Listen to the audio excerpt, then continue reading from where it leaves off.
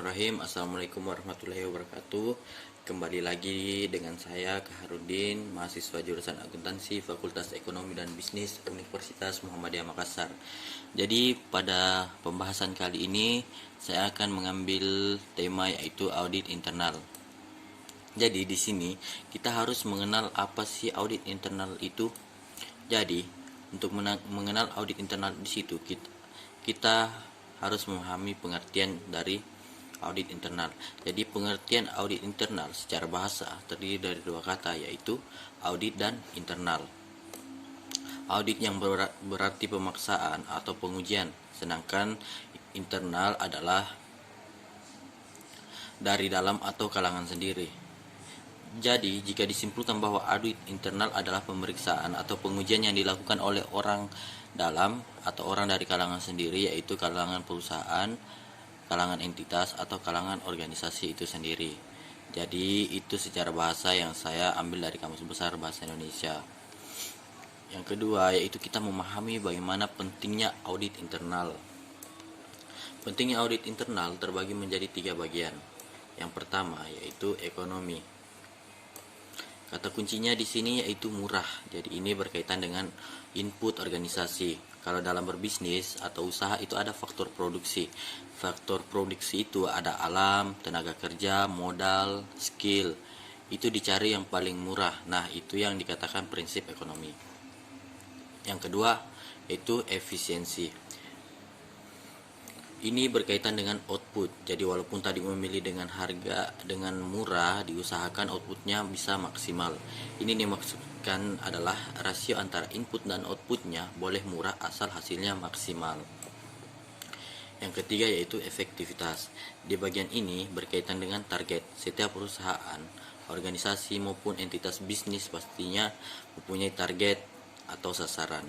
Bagaimana caranya mengelola perbandingan rasio input dan output tadi untuk mencapai target. Pentingnya audit internal agar memastikan bahwa organisasi tersebut memegang prinsip ekonomi, efisiensi, dan juga efektivitas. Jadi di sini kita akan melihat faktor pembeda antara audit internal dan audit eksternal. Pada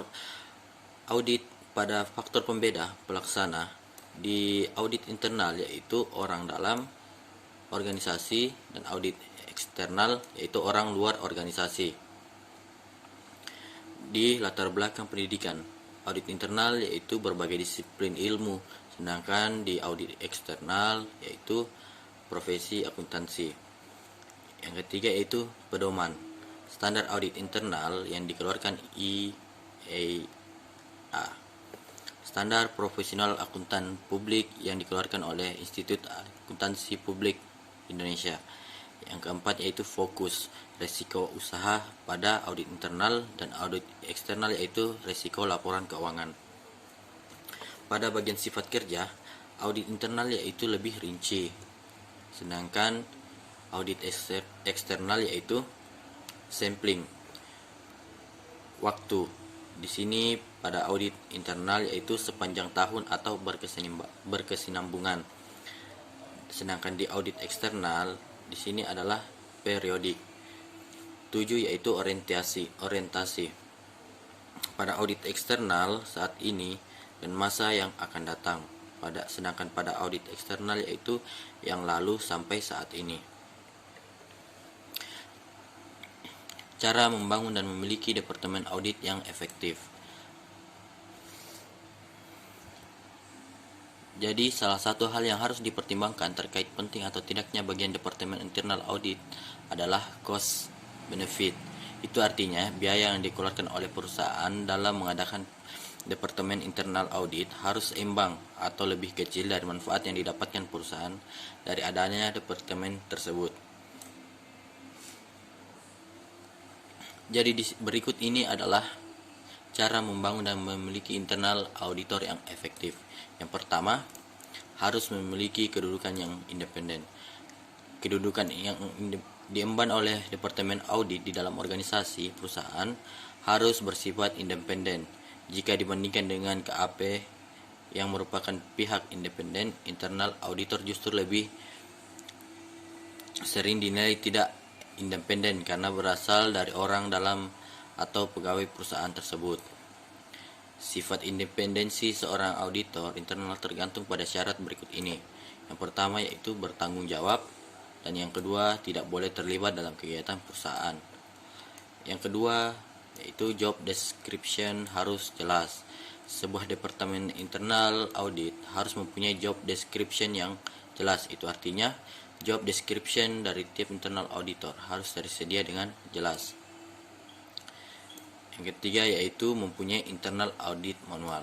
Jadi internal audit manual adalah petunjuk tertulis bagi para staf auditor untuk mencegah adanya penyimpangan dalam melaksanakan tugas, menentukan nilai standar yang berperan dalam mengukur dan meningkatkan kinerja sebuah perusahaan. Dan yang keempat yaitu harus ada dukungan dari manajemen teratas. Suatu departemen internal audit harus mendapatkan dukungan yang kuat dari manajemen teratas. Tanpa adanya dukungan kuat dari manajemen teratas, maka fungsi dari auditor akan lumpuh. Jadi itulah tadi sedikit literasi audit dari saya. Mungkin masih banyak yang kurang. Saya hanya bisa memberikan sampai sini. Lebih dan kurang yang mohon dimaafkan. Billahi fisabilillah fastabil khairat. Assalamualaikum warahmatullahi wabarakatuh. Bismillahirrahmanirrahim. Assalamualaikum warahmatullahi wabarakatuh. Perkenalkan, nama saya Kaharudin, mahasiswa jurusan akuntansi Fakultas Ekonomi dan Bisnis Universitas Muhammadiyah Makassar. Jadi pada kesempatan kali ini saya akan memberikan sedikit literasi tentang pajak. Pada kesempatan kali ini kita akan membahas 3 pokok dari pajak. Yang pertama yaitu definisi pajak, yang kedua adalah sejarah pajak, dan yang ketiga adalah fungsi pajak. Yang pertama kita masuk pada definisi pajak.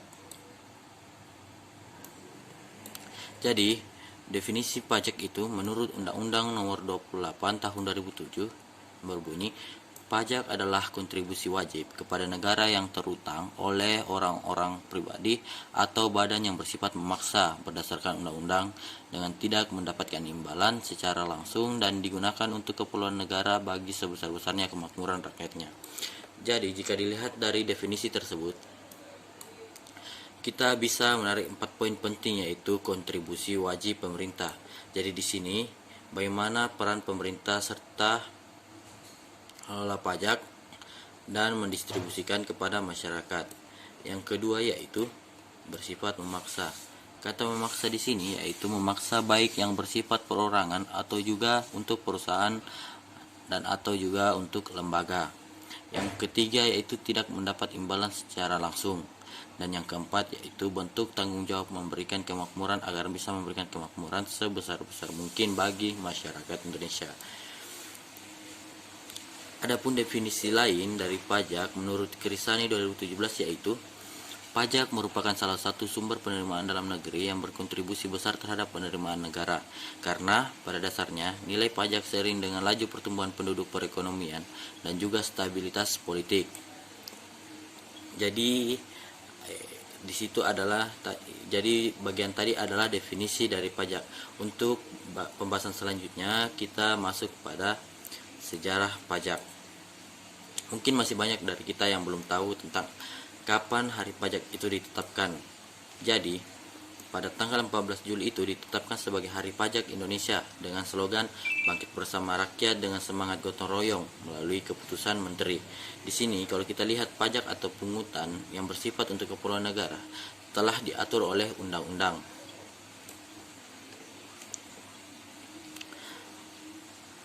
Pada pasal 23A Undang-Undang 1945 berbunyi, pajak dan pungutan yang bersifat untuk keperluan negara diatur dengan undang-undang. Oleh karena itu, pajak sudah termuat dalam konstitusi kita dari awal. Sedikit informasi juga, dulu pada zaman Pak Soeharto, pajak itu variasinya sangat banyak. Dan juga seiring berkembangnya zaman, dia juga berubah. Misalnya dulu saat zamannya Pak Soeharto, itu dikenakan pajak untuk radio, televisi, sepeda, dan masih banyak benda-benda elektronik lainnya. Kenapa sekarang tidak? Pertanyaannya, kenapa sekarang tidak ada? Jadi timbul pertanyaan pada teman-teman sekalian, mengapa sekarang tidak ada lagi? Itu karena istilah asas efisiensi. Jadi untuk menagihnya saja sudah susah. Bagaimana jika itu dijadikan sebagai pajak dan ternyata ongkos untuk menagih itu jauh lebih besar daripada yang diperoleh. Nah, setelah mempelajari tentang sejarah pajak, kemudian kita masuk pada pembahasan terakhir, yaitu fungsi pajak. Secara konsep, ada 4 fungsi pajak yang bisa kita coba pahami bersama. Yang pertama yaitu fungsi anggaran.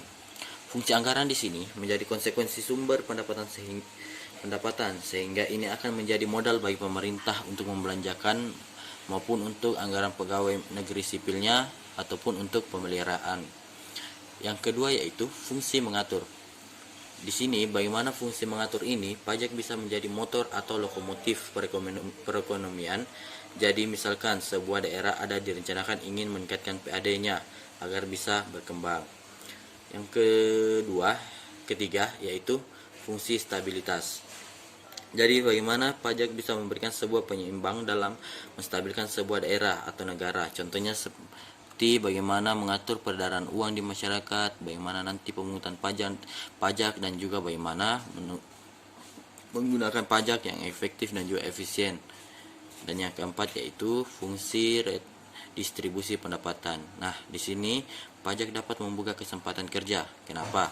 Jadi dengan pajak yang rendah, bisa jadi sebuah perusahaan atau sebuah investor mau berinvestasi di sebuah daerah, sehingga ketika investasi itu berjalan maka ada namanya kesempatan kerja terbuka.